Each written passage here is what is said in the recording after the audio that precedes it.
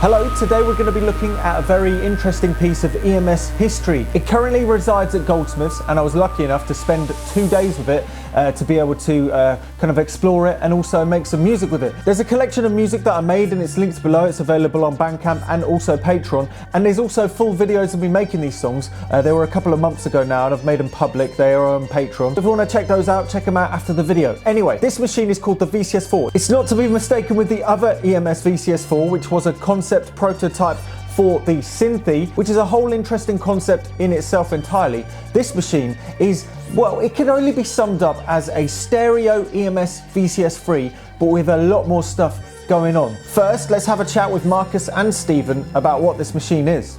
It's the VCS4, EMS VCS4. It was called the Live Performance Module. It's two VCS3 synthesizers, heavily modified, wired in together, and attached to a custom base station. It has so many kind of question marks about it. Because it was designed for live performance, you've got this whole mixer section here. And this enabled you to bring in the sound of external instruments, live instruments, and process them through the synthesizer. And that's what this is down here. This was originally intended for manipulating the sounds of the live instruments. It was in Xenophia's studio in Putney, the EMS studio. Yeah. And it is probably one of the last surviving pieces of equipment from that studio. All of the equipment from Putney was put into storage on South Bank at a particular point, and there was a flood and it all got destroyed. But this had gone to the Royal College of Music because Tristram Carey had taken it there, and that's where it lived for an awfully long time. Simon Desorger, who was a Royal College of Music student, purchased it in a very dilapidated and broken state, had it subsequently restored by Robin at EMS down in Cornwall about 2007, and then for quite a long time it sat in Simon's loft, not being used very much. So what he eventually did was he had a conversation with one of my colleagues, James Bully, and said, how would you like it at Goldsmiths? He wanted it to be used in that context of staying in a academic institution rather than ending up in a museum, which it could very much have done. Yeah. Been at EMS had essentially got it working in 2007, but there's a lot of mystery behind this, particularly this, what we call the base unit here. Yeah. The VCS3s inside are basically VCS3s, so that wasn't really an issue, although they're heavily modified. But inside the base unit here, there's something called the violin fuzz, which is a very, again, a mysterious piece of equipment that David Cockerell built. And that predates EMS, or it roughly was the very early days of EMS, and that violin fuzz somebody decided would be a good idea to put in here. The violin fuzz was some kind of processor. We don't really know exactly what it does, but it was built so that you'd feed in the sounds of a violin. And I did have some email correspondence with David Cockerell, and he doesn't remember a lot, but he said it was to, if you played a violin string through it, it would extract the fundamental frequency of that note. These things looks almost like a bank of filters. Yeah, effectively what we'll see is, if we do open it up, is that these controls, a lot of these controls here simply replicates the controls that were on the front of this violin fuzz. So somebody just simply hardwired these knobs up, and the original knobs are still on there. Oh, so it's literally just sort of, they're in there. You'll see them, they're chicken head knobs, and they have exactly the same names as these. To burst together, should we do this one first? Yeah, they're very snug fits. That's it. So? It's just the feet are sort of wedged in there. Yeah. So I think one of these boards here is the random voltage and triggering board. These two actually are the violin fuzz. So these two were built by David Cockerell. I know this one is an extension of this. So this is in the drawings that he sent me. And you can see it was a separate unit. All the knobs that you see here, the control knobs here, are replicated on the front panel. Simply reused some panels from an EMS ring modulator. The violin fuzz, part of the design, was a large spring reverb. And it looks like the tank would be sitting in here. It could be that this whole thing is, well, I was not sure, but how the tank sat with the original module. But I mean, the wiring here, these things left over clearly plug into a reverb tank. Yeah. We've got space sounds.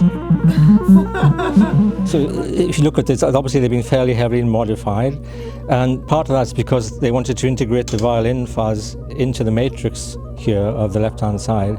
So the violin fuzz, essentially the idea was to put in a signal, I guess a violin originally. The violin fuzz, which is one of the circuits that's in the base of the machine. Right now, sadly, it's not functioning and there is next to no information for Stephen to try and get it going, but we can still have a closer look at what the knobs are.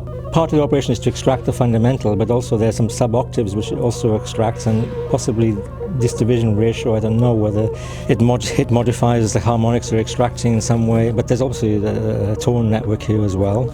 So basically this whole section here is the violin fuzz. This predates the multicoloured Mark II knobs. Yes. So you can see that somebody was thinking yes. ahead, right? With these yes. original... So you even see if it's not only the colour. If you notice, for example, if you look at the random voltage here, it's got like a semicircular red thing, and you see it there.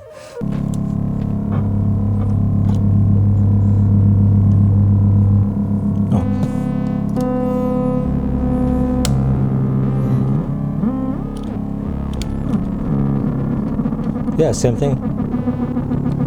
Some sort of modulation, frequency modulation. So after getting the introduction from Marcus and Stephen, I spent the next day or so playing on it. And this is when my ability to plan a video and make songs at the same time all just went out of the window. It just turned into a mush. And this is why I've sat on this video for a couple of months, because I just haven't known how to put it together. So we're going to summarise. My favourite parts about the VCS4 are the fact that it's like a stereo VCS3. What I did was I sort of treated one as the left ear, one as the right ear, and it really worked out well. Some of my favourite parts about this is the fact that this part of the keyboard controls that VCS3, this part of the keyboard controls that VCS3, and also the VCS3 joysticks are extremely expressionative, and you can use these and bounce between your ear holes. And also, not to mention, because there's two of them, and both of them have spring reverb tanks, which sound fantastic, you can have stereo reverb. And not to mention the ability to plug in external audio like a microphone to sound like a Dalek. Also, of course, there's an audio input, so we can plug that into the reverb to start with. It done, Mr. Rons, the Mr. Rons.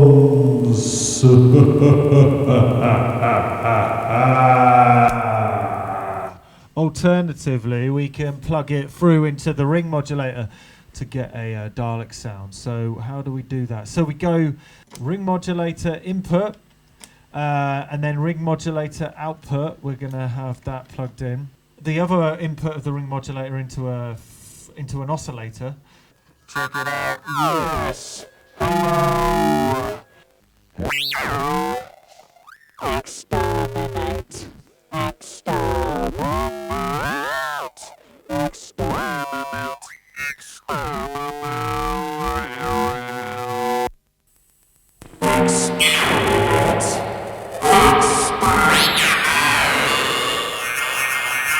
Anyway, whilst I was making the songs that are linked below, I remembered to do a bit of a patching video when I was patching for Octo Oscillations Part 2. Here we go. Let's start with something simple. Get the audio out of the first oscillator. So oscillator 1 into output 1. Turn that up.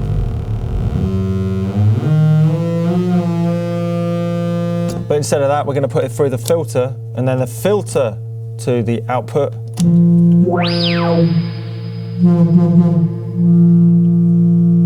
And then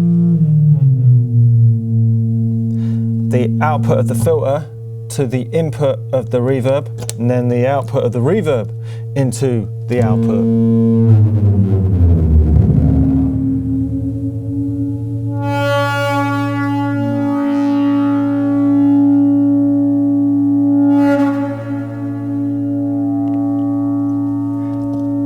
Get another oscillator going into the filter.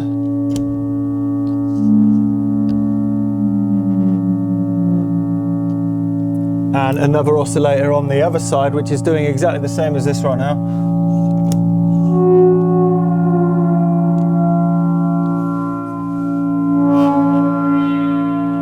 And then, because there's 3 oscillators, we're going to get the third oscillator going into the filter as well. Plug that into the filter, turn it up.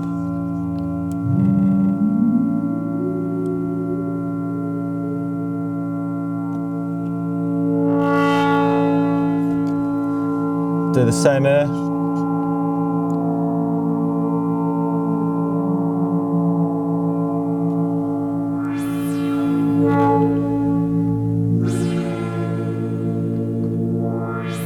And since those knobs are far away, we may as well get another pin matrix and plug the filter voltage control into the joystick.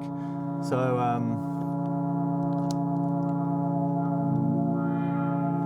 we've got one, plug a filter input,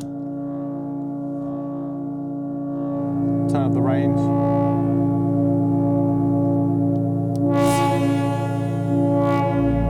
Also bring the noise into the mix by putting the noise through the filter as well. The noise has its own separate volume control, so we can turn it up and down. Get a bit more crackly going on.